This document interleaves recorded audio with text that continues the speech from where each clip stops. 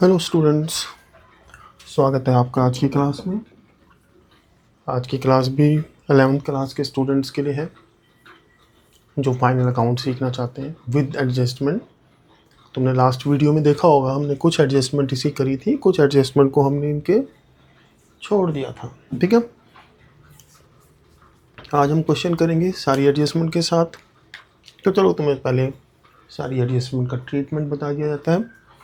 तो closing stock थोड़ा जल्दी जल्दी करेंगे क्योंकि ये तुम्हें लास्ट वीडियो में कराया जा चुका है। क्लोजिंग स्टॉक दो जगह आता है। तुम्हें ये भी बताया था कि हम पहले एडजस्टमेंट को करते हैं, क्योंकि हो सकता है कोई स्टूडेंट लास्ट वीडियो को ना देखे, डायरेक्टली इस वीडियो को देख रहा है। हम पहले एडजस्टमेंट करते हैं, फिर उसके बाद बाकी बचे हुए आइटम को प्लेस करते हैं अकाउंट के अंदर। कुल मिला के हमारा तरीका थोड़ा डिफरेंट है। तुम्हें अडेप्ट करने में शुरू में थोड़ी सी प्रॉब्लम होगी, लेकिन बाद में तुम्हारा बहुत टाइम बचेगा और गलतियों के चांस भी बहुत कम हो जाएंगे। चलो, क्लोजिंग स्टॉक कहाँ आता है? क्लोजिंग स्टॉक आता है बैलेंस शीट में, तो एसेट में,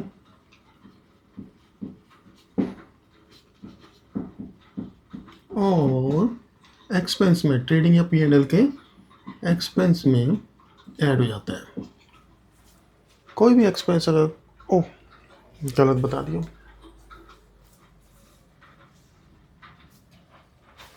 क्लोजिंग स्टॉक दूसरा ट्रेडिंग अकाउंट के क्रेडिट साइड में आता है।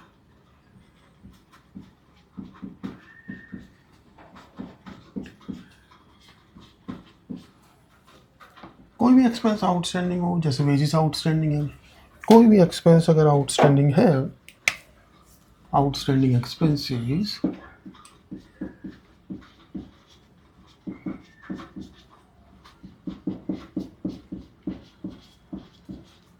एक तो एक्सपेंस में ऐड हो जाता है।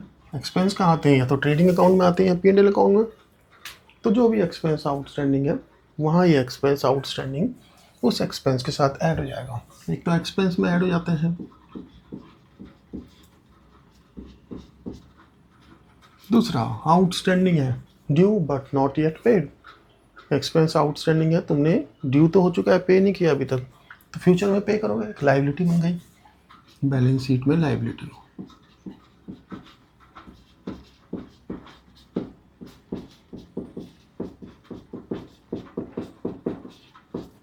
कहीं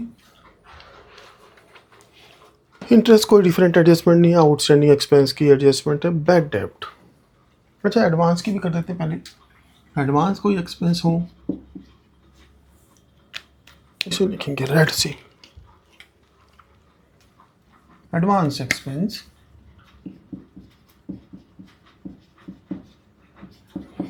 एकदम इसका उल्टा है। एक्सपेंस आउटस्टैंडिंग में तुम बताया भी था, आउटस्टैंडिंग के लिए पिक्चर बना लो माइंड में, ओ फॉर आउटस्टैंडिंग प्लस होता है। एडवांस के लिए ये पिक्चर बना लो माइंड में, एडवांस में ये माइनस आता है ना, ऐसा समझ लो। कोई भी एक्सपेंस अगर एडवांस है तो वो एक तो एक्सपेंस में से लेस हो जाता है। लॉजिक तुम्हें लास्ट वीडियो में बता दिए गए थे। दूसरा, अगर तुमने टाइम से पहले किसी को पेमेंट कर दी है, मान लो तुमने अपने ड्राइवर को 5 महीने की सैलरी दे दी, तो वो 5 महीने तक अब तुम्हें फ्री में सर्विस देगा, यानी कि तुम्हें उससे कुछ ना कुछ मिलेगा, या तो फ्री में सर्विस मिलेंगी या वो जो अमाउंट तुमने 5 महीने की सैलरी उसे एडवांस दे दी है वो वापस करेगा वो, है ना। अगर कल तुम्हारा ड्राइवर जॉब छोड़ के जाता है तो तुम्हें जितना तुमने एडवांस पे किया वापस देगा, है ना। तो या तो सर्विस मिलेगी फ्री में या वो पैसा वापस मिलेगा, तो वो एक एसेट है, बैलेंस शीट में asset.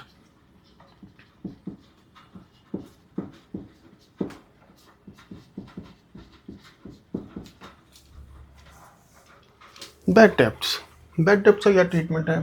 Debtors who prove bad, जो डेटर बेकार साबित हो गए, जिन्होंने पैसा नहीं दिया, भाग गए। बैड डेब्ट्स होने से एक तो डेटर कम हो जाते हैं तुम्हारे, है ना, बैलेंस शीट में डेटर कम हो जाएंगे।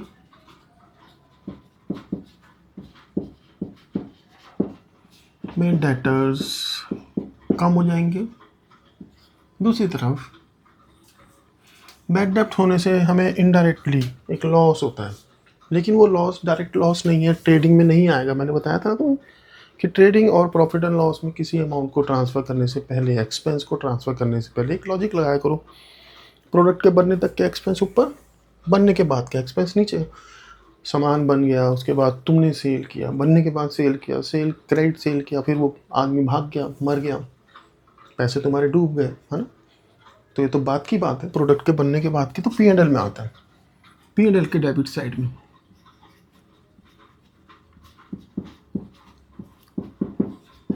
देखो बैड डेब्ट, और फिर उसके बाद जब बैड डेब्ट्स हो जाते हैं तो फिर rule of prudence, do not record future anticipated gains but provide for all losses. Future में अगर तुम्हें लगता है कि पैसा डूबने वाला है, क्योंकि इस साल डेटर डूब गए हैं तो अगले साल भी डूब सकते हैं, तो उसके लिए तुम पहले ही प्रोवाइड कर लेते हो, है ना। Provision for doubtful debts.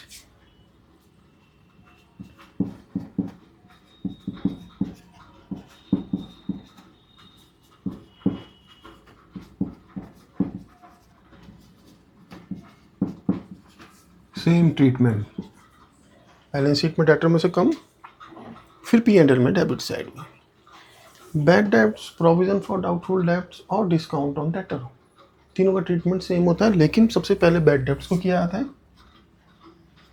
फिर उसके बाद प्रोविजन को किया जाता है, उसके बाद डिस्काउंट को किया जाता है, ठीक है ना। पहले बैड डेब्ट लेस करोगे, उसके बाद प्रोविजन करोगे।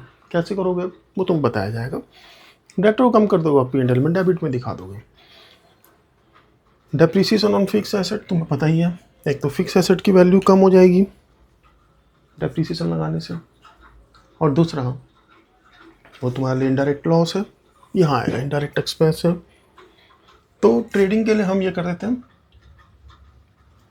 देखो ट्रेडिंग तो most of the student calculate कर ही लेते हैं, प्रॉब्लम आती है प्रॉफिट एंड लॉस में,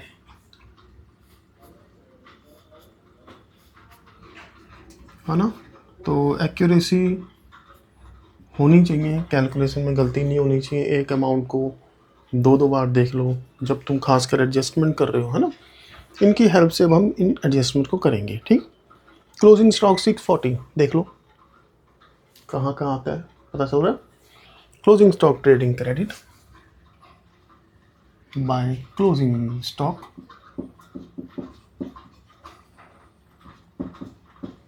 और बैलेंस शीट में आता है, यहाँ तो सिर्फ स्टॉक लिख लो काम चल जाएगा। 640 अमाउंट एक लाइन में लिखने हैं, बार बार बोलता हूँ मैं बच्चों को। 640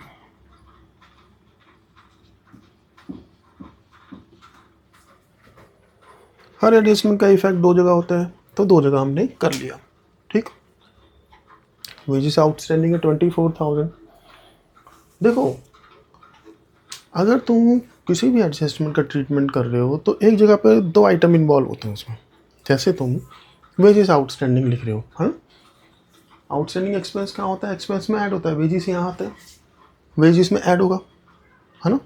और फिर जितना आउटस्टैंडिंग होगा वो तुम यहाँ लिखोगे, बहुत पते की बात है। जितना आउटस्टैंडिंग होगा यहाँ लिखोगे, तो तुम जब एडजस्टमेंट करते हो यहाँ पर दो आइटम इन्वॉल्व होंगे उसमें, है ना, और यहाँ पर एक आइटम इन्वॉल्व होगा। गलती क्या हो सकती है वो मैं तुम्हें बताता हूँ। हमेशा पहले वहाँ करो जहाँ एक आइटम इन्वॉल्व है। कैसे गलती होने की क्या चांस है, वेजेस आउटस्टैंडिंग है तो वेजेस में ऐड हो जाएगा, वेजेस पता लगा लो, वेजेस है 40,000, है ना। कर सकते हो तुम यहाँ पर, वैसे मार्क करना कोई मैं नहीं प्रेफर करता कि नोटबुक के अंदर मार्क करते रहो। वेजेस आउटस्टैंडिंग तो वेजेस दिखाओगे यहाँ पे। ओपनिंग स्टॉक के लिए लाइन छोड़ दी, वेजेस 40,000, आउटस्टैंडिंग है 24,000 प्लस आउटस्टैंडिंग 24,000। अब क्या मैं ये कह रहा हूँ कि आउटस्टैंडिंग वेजेस यहाँ भी आएगा, तुम पहले यहाँ लिखो। फ़र्क क्या पड़ता है स्टूडेंट समझ रहे होंगे,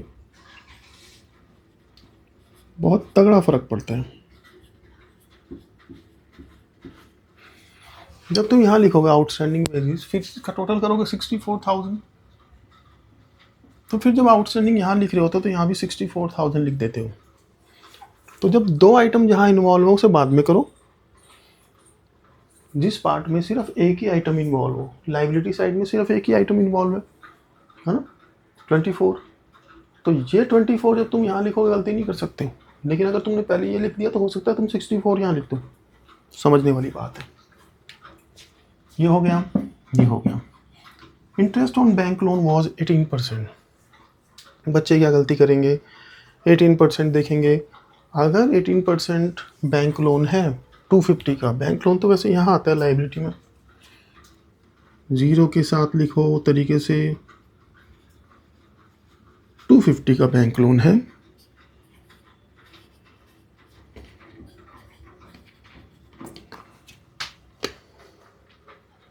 अब इसमें जो इंटरेस्ट बनता है वो एक एक्सपेंस है, इनडायरेक्ट एक्सपेंस है, यहाँ पे आना चाहिए, फाइनेंशियल चार्ज है, ठीक है ना। तो अगर 18% इंटरेस्ट बन रहा है, क्या तुमने वो पे किया ड्यूरिंग द ईयर?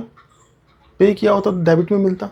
बताया था ना कल तुम्हें लास्ट क्लास में कि डेबिट साइड में एक्सपेंस और एसेट होते हैं, क्रेडिट में देखने की जरूरत नहीं है। Interest on loan, interest on loan एक एक्सपेंस है तो सिर्फ डेबिट में देखो। कई बच्चे होते हैं यूं देखते रहते हैं, सारे आइटम ढूंढते रहते हैं, उसमें टाइम वेस्ट होता है। तो तुम्हें पता होना चाहिए ट्रायल बैलेंस में डेबिट में एक्सपेंस और एसेट्स आती हैं, क्रेडिट में लाइबिलिटी और इनकम आती है। तो अगर कैपिटल की बात हो रही है तो यहाँ से मत ढूंढो, तुम्हें पता है लाइबिलिटी क्रेडिट में मिलेगी, है ना। तो तुम इंटरेस्ट ऑन लोन निकालो 18%, 250 का 18%, कल बताया था कि 250 का 20% निकालो, 10% 25,000, 20% 50,000, तो 2% कितना होगा, है ना। 1% है इसका 5,000, तो 2% होगा 500,000, लेस कर दो इसमें से, तो 49,000 हो गया इसका इंटरेस्ट। लेकिन ये करने से पहले इस एडजस्टमेंट को भी देखना पड़ेगा।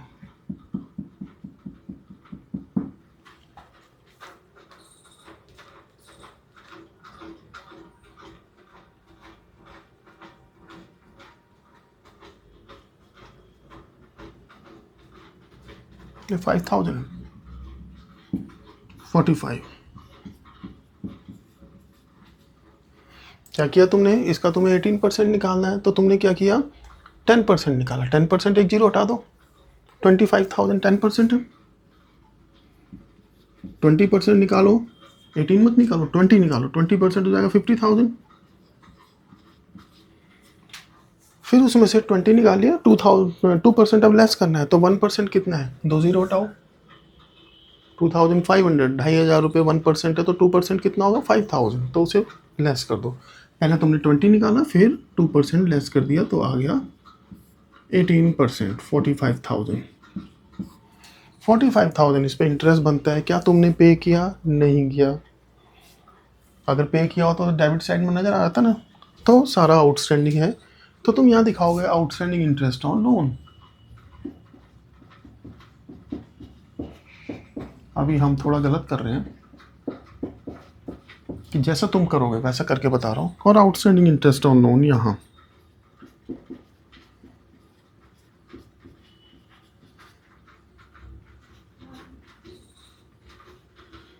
लेकिन जब तुम आगे बढ़ोगे क्वेश्चन में, इस एडजस्टमेंट को करोगे, इसको फिर तुम्हें पता चलेगा लोन वॉज टेकन ऑन 1/10/24, अक्टूबर में लिया लोन।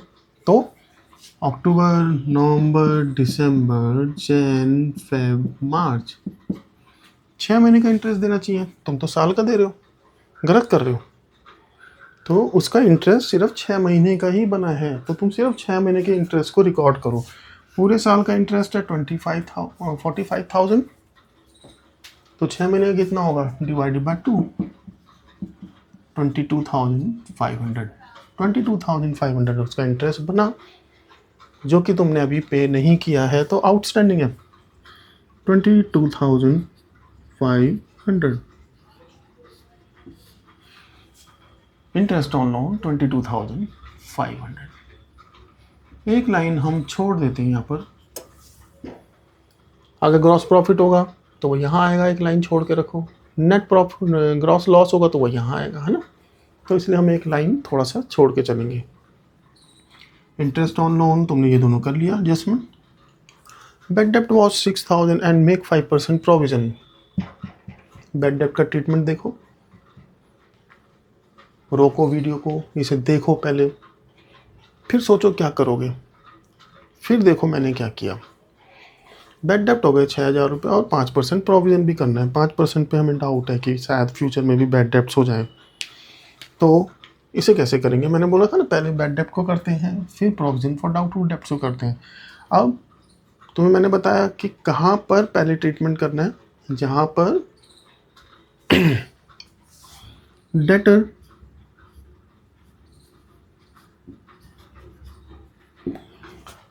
जहाँ पर एक आइटम इफेक्ट हो रहा हो तो पहले वहाँ ट्रीटमेंट करना चाहिए। बताया था मैं तुम्हें, वेजिस आउटस्टैंडिंग पहले यहाँ लिखो फिर वहाँ लिखो, है ना। लेकिन यहाँ क्या है, डेटर्स में भी 3-4 आइटम इन्वॉल्व है, और जब इसका ट्रीटमेंट हम यहाँ करेंगे उसमें भी 3-4 आइटम इन्वॉल्व होंगे। तो इसमें तो कहीं भी कर सकते हैं। डेटर उठाया तुमने 2,06,000, 2,06,000 माइनस बैड डेट्स। थोड़ा ये कॉलम किस तरीके से खींचना है, कितना स्पेस देना है, ये तुम्हें सीखना पड़ेगा, वरना प्रॉब्लम रहेगी शुरू से एंड तक। 2 लाख असल में 11th में तुम्हें 12th के लिए प्रिपेयर किया जा रहा है। तो 11th में फॉर्मेट कैसे बनते हैं, किस तरीके से हमें क्वेश्चन की तरफ अप्रोच करना चाहिए जिससे हमारा टाइम बचे, साथ ही साथ कैलकुलेशंस भी जल्दी हों, है ना। तो 12th में क्योंकि लगभग 25-26 क्वेश्चन आते हैं, ठीक है ना, न्यूमेरिकल क्वेश्चन, तो तुम्हारी स्पीड अच्छी होनी चाहिए। 2 लाख के ऊपर 5% प्रोविज़न भी करना है। 5% में तुम्हें डाउट है कि शायद ये पैसे ना दें, तो डाउट है तो उसे अभी एक्सपेंस मान लो। प्रोविज़न डाउटफुल डेब्ट्स, इसका 5% 10,000, 190।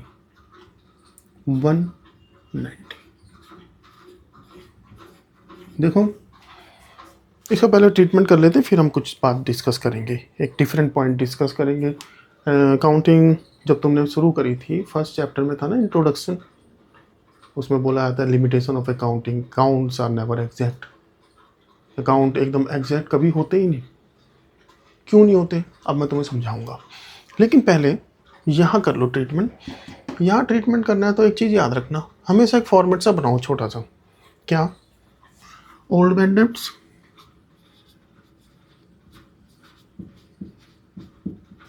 प्लस न्यू बैड डेब्ट्स, या फर्दर बैड डेब्ट्स भी कहते हैं, plus further provision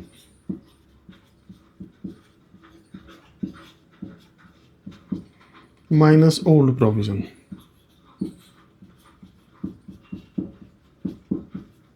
old provision for doubtful debts. हमेशा ये फॉर्मेट यहाँ पर बनाओ और इसी फॉर्मेट में चलो, आइटम हो चाहे ना हो, तुम इसी तरीके से चलो यहाँ पर, ठीक है ना, गलती के चांसेस कम हो जाएंगे। कई लोग कहते हैं ओल्ड प्रोविजन को यहाँ पे लेस करो, तो कई लोग लेस करके दिखाते हैं, कई लोग ओल्ड प्रोविजन यहाँ दिखाए थे, दोनों ही तरीके सही है। चलो करते हैं ओल्ड बैड डेट्स। कितना है ओल्ड बैड डेट्स? अच्छा, ओल्ड क्या होंगे? ओल्ड वो होंगे जो बैलेंस शीट में दे रखे हैं, ये दो है ना आइटम ओल्ड जो बैलेंस शीट में दे रखा है।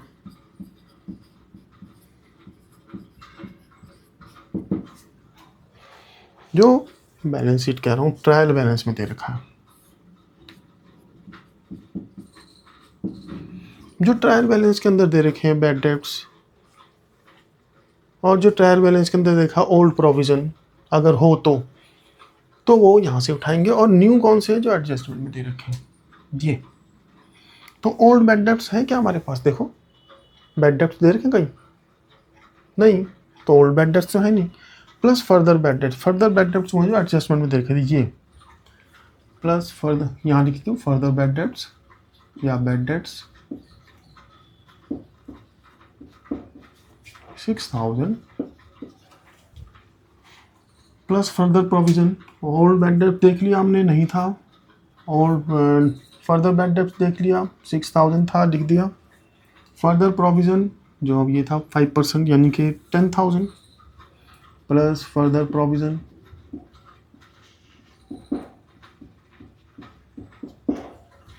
माइनस ओल्ड प्रोविज़न मतलब अगर यहाँ दे रखा हो तो ऑलरेडी हमने प्रोविज़न कर रखा है अगर पहले से तो, लेकिन वो है नहीं।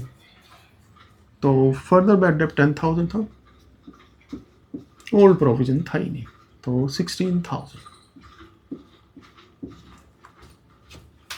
अकाउंट की लिमिटेशन थी ना, accounts are never exact, account एकदम सही कभी भी नहीं होते।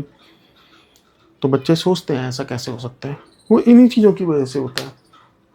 Provide for doubtful debts 5% on debtor, debtor के ऊपर 5% मान के चलो कि इतने डेटर डूब जाएंगे, क्या ज़रूरी है 5% ही डूबे? हो सकता है बाकी सब लोग जो हैं, हो सकता है हमें इस साल 6,000 के बैड डेट्स हो गए, अगले साल ना हो, ये बाकी सारे डेटर जो है 2 लाख के, ये हमें पेमेंट कर दें, लेकिन हमने प्रोवाइड किया। क्यों प्रोवाइड किया? Rule of prudence, rule of conservatism, कि do not record future gains but provide for all anticipated losses. तो इसी वजह से जो हमारे रूल्स हैं उन्हीं के बेसिस पे लिमिटेशन निकलती हैं। रूल तो ये कहता है कि भाई फ्यूचर में अगर लॉस होने वाला है उसे प्रोवाइड कर लो, लेकिन फिर कमी भी यही है कि हम किस हिसाब से प्रोवाइड करें।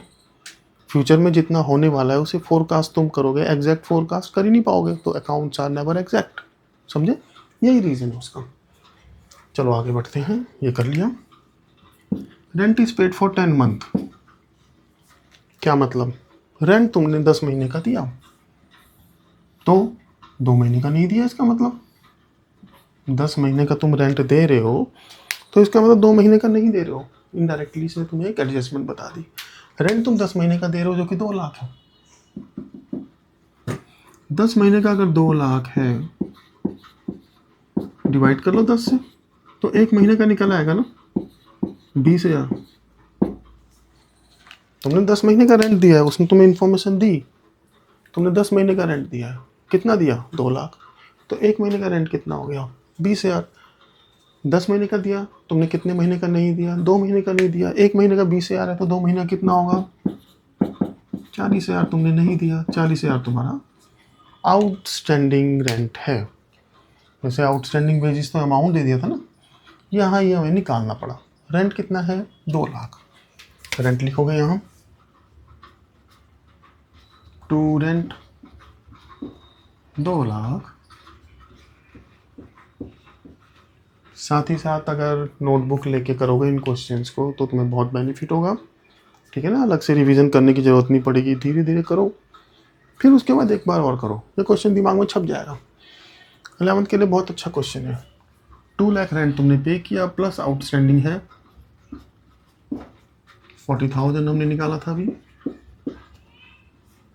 240।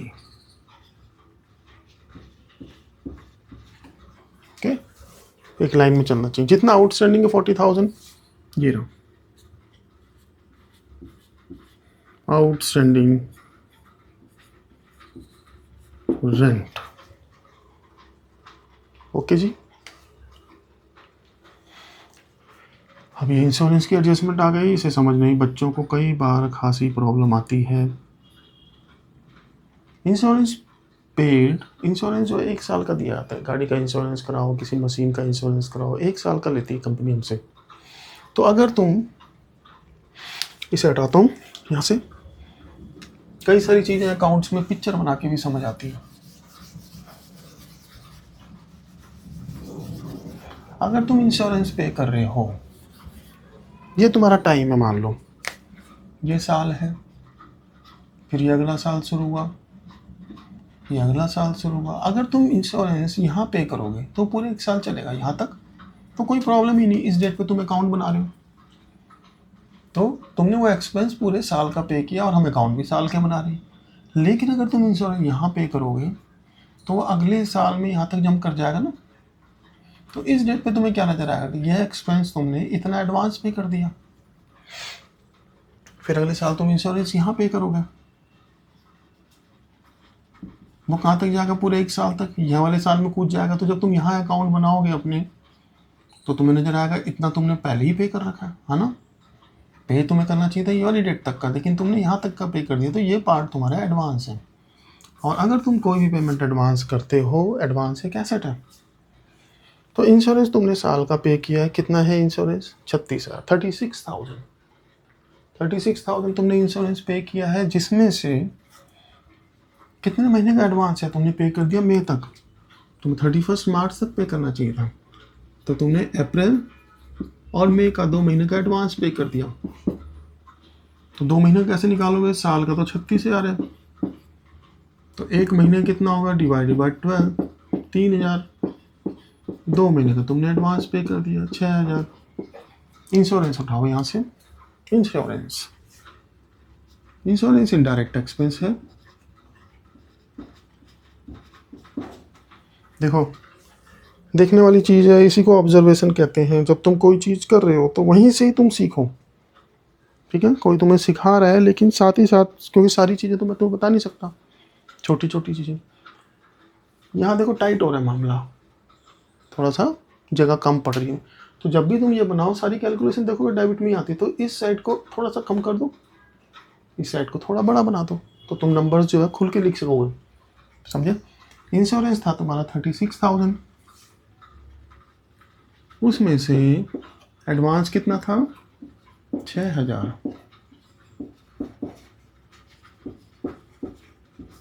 तो इंश्योरेंस हो गया 30,000। लगता है जगह कम पड़ सकती है, मैनेज करेंगे किसी तरीके से, देखते हैं। इंश्योरेंस ख़त्म कर दिया, और जितना तुमने एडवांस पे किया इंश्योरेंस, कभी भी एडजस्टमेंट जल्दी क्वेश्चन करने की कोशिश करोगे तो जो उसका डबल इफेक्ट है, कई बार भूल जाते हैं बच्चे। 6,000 तुमने एडवांस दिया तो वो यहाँ भी तो आएगा, एडवांस इंश्योरेंस।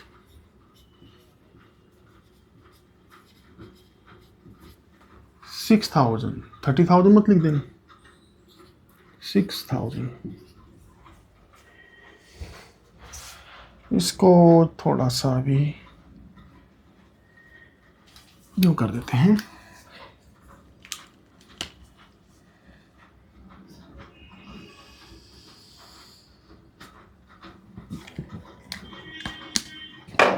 चलो जी आगे चलते हैं। इंश्योरेंस हो गया, लोन कर चुके थे, डेप ऑन मशीन 10%, मशीन उठाओ 5 लाख की है। यूँ भी लिख सकते हो, पिछले वाले में तो हमने खुल के लिखा था, मशीन 5 लाख, 10% डेप, 50,000 डेप हो जाएगा ना, 10% एक जीरो हटा दो, 450 की मशीन बची। तो 450 मत लिख देना ऊपर, डेप ऑन मशीन, डेप ऐसे भी लिख सकते हैं, मशीन और फर्नीचर। मशीन के ऊपर डेप है 50,000, ऐसे फर्नीचर पे हमें 5% लगाना है। फर्नीचर देखो कितने का है, 140। Furniture 140 minus 5,000, 5%, 7,000। फर्नीचर आ गया 133, 133। जितना तुमने डेप लगाया 7,000,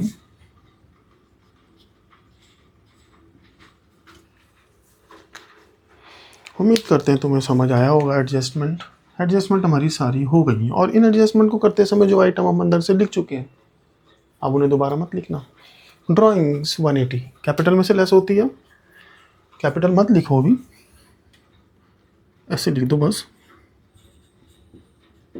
कैपिटल माइनस ड्राइंग्स 180।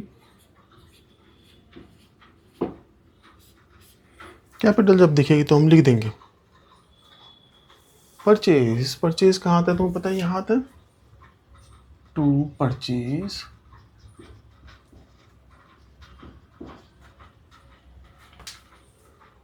देखो परचेज में से परचेज रिटर्न लेस होता है, परचेज रिटर्न वैसे ये है, लेकिन हम परचेज लिख देते हैं सिर्फ अभी। क्यों, तुम्हें पहले ही बताया था, अगर ढूंढ के आइटम लिखोगे तो बाद में प्रॉब्लम हो जाएगी, ये लिख चुके हैं या नहीं लिख चुके, तो हम यूँ चल रहे हैं बस, ठीक है। जब रिटर्न आएगा देख लेंगे, यहाँ लिख देते हैं रिटर्न, हो चाहे ना हो लिख दो, जब आएगा तो उस अमाउंट को यहाँ डाल देंगे। ठीक, स्टॉक बाहर जो दिया होता है वो क्लोजिंग स्टॉक होता है, अंदर जो दे रखा है वो ओपनिंग स्टॉक है। 420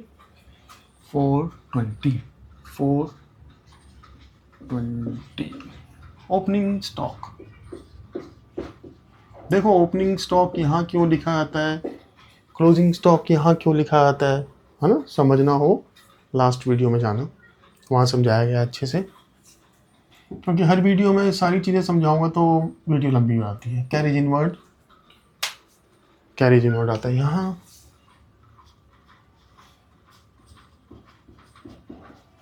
कैरेज कितना है 12,000।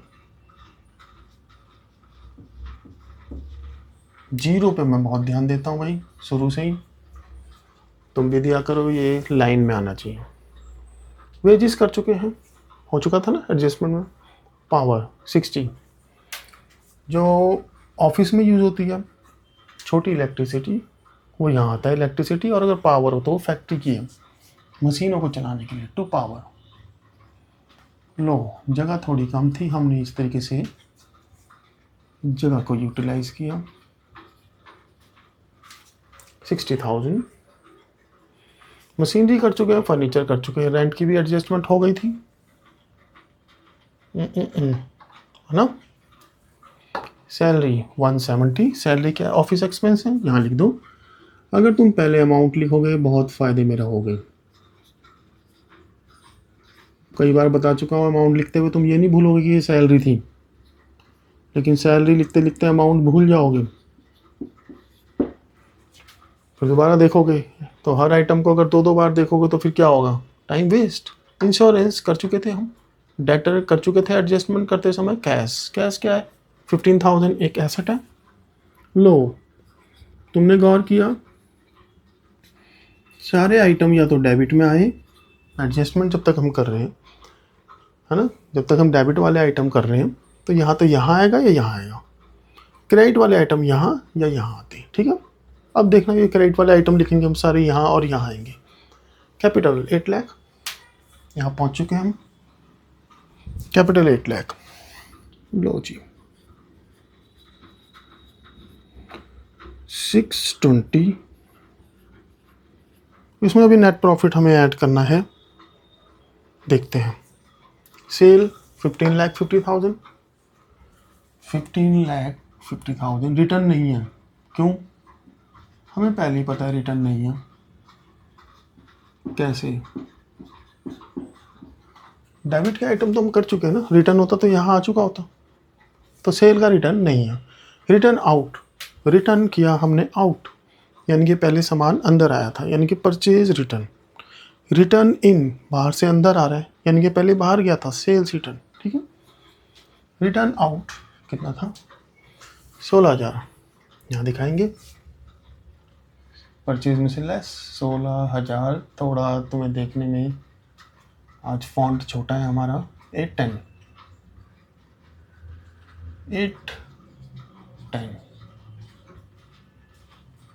ओके जी।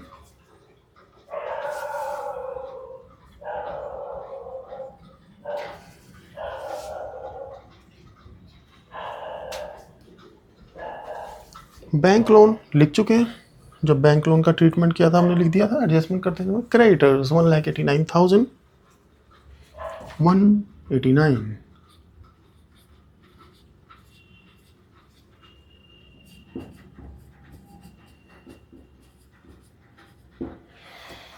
लो जी सारे आइटम हो गए, सारी एडजस्टमेंट हो गई। अब हम क्या करेंगे, इसकी बैलेंसिंग करेंगे। तो जरा सा इसका एंगल सेट कर देते हैं। कोशिश करो ट्रेडिंग प्रॉफिट निकालने की। कल भी मैंने तुम्हें तरीका बताया था। 15 + 6, ये साइड ज़्यादा है, 15 + 6 21,000, 1,90,000। फिर बता रहा हूँ थोड़ा स्लो करके, 2190। देखो सिर्फ टोटल करना है, यहाँ पर आएगा निकल के तुम्हारा gross profit. Gross profit 0, total इसका 0 है और तुम्हें 0 ही चाहिए। तो 0 में क्या जोड़े कि 0 आ जाए, 0 जोड़ दो। 0 में क्या जोड़े कि 0 आ जाए, 0 जोड़ दो। 0 में क्या जोड़े कि 0 आ जाए, 0 जोड़ दो, है ना। 4 और 2 6, 6 में क्या जोड़े कि 0 आ जाए, 6 में 4 जोड़ दो। 6 और 4 10, 1 कैरी कर गया यहाँ। 6 2 8 9 10 11 और 6, 11 और 6 17, 17 में क्या जोड़े कि 9 आ जाए, 17 में 2 जोड़ दो, 19 हो जाता है। 17 + 2 19, 19 1 कैरी कर गया। 8 + 4 12 + 1 13, 13 में क्या जोड़े कि 21 आ जाए, है ना। 13 में 8 जोड़ दो, 21। ये हो गया तुम्हारा ग्रॉस प्रॉफिट। ये एक तरीका है, सब बच्चों को आना चाहिए। ये ग्रॉस प्रॉफिट यहाँ से यहाँ आ जाता है।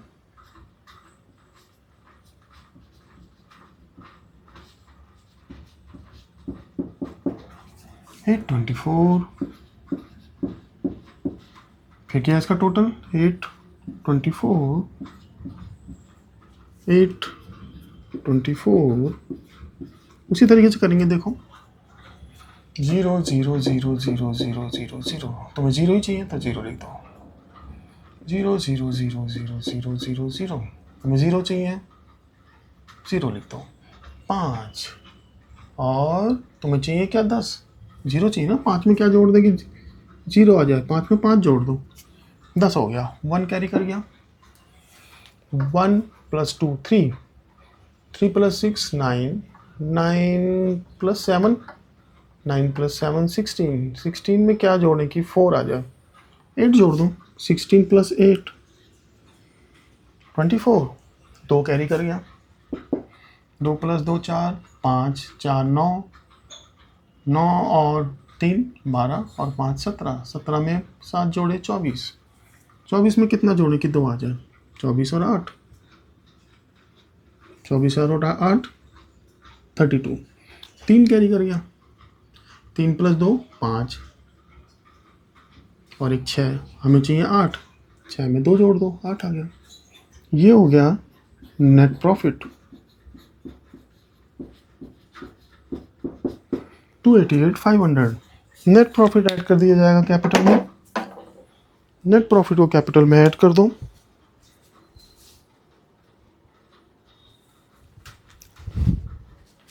$288,500 प्लस NP,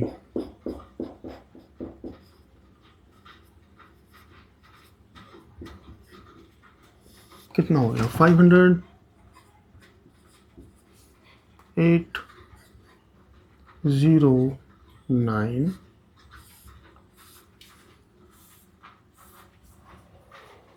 फिर इसको करेंगे बैलेंस।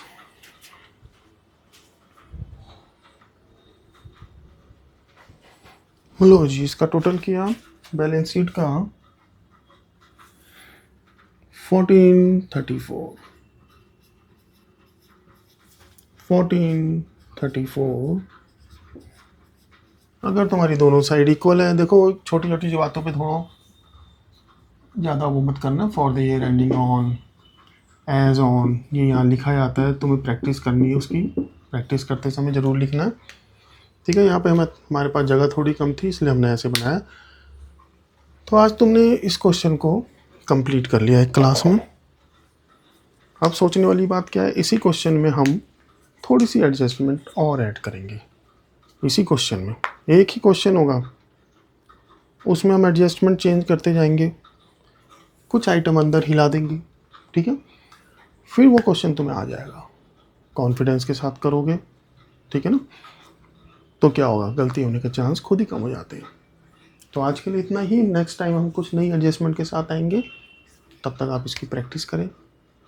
धन्यवाद।